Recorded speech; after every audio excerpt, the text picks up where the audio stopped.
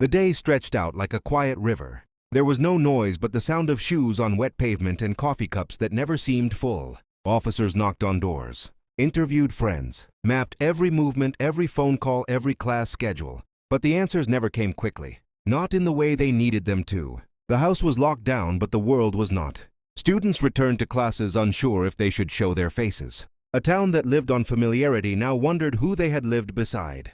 Every face became a question. Every new stranger on the street felt like a potential answer to a question no one had asked. The killer was still somewhere. Still breathing somewhere? The quiet seemed to hum louder when the sun went down.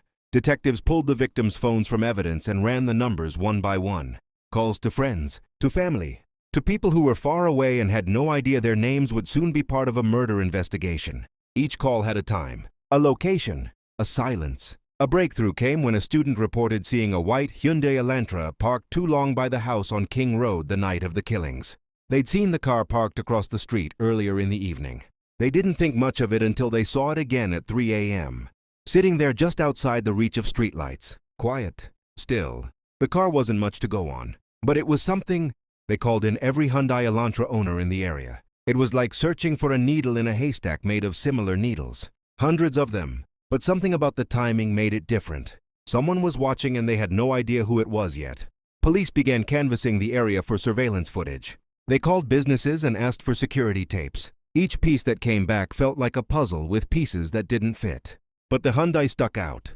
The car was captured again just before 4 a.m., turning slowly down a side road away from King Road. At the same time, a suspect list began forming. It wasn't a list of names yet, just a sense that the killer was someone who knew the area. Someone who knew how to move quietly in the night. Someone who knew how to disappear in plain sight. By the end of the week, police had a name. Brian Koberger, a 28-year-old PhD student at Washington State University, just over 10 miles from the scene of the crime. The name didn't mean much at first, but the connection was undeniable. The Hyundai Elantra matched, the timeline fit, and the face in the photo seemed to belong to a man who could vanish into the crowd of any college campus.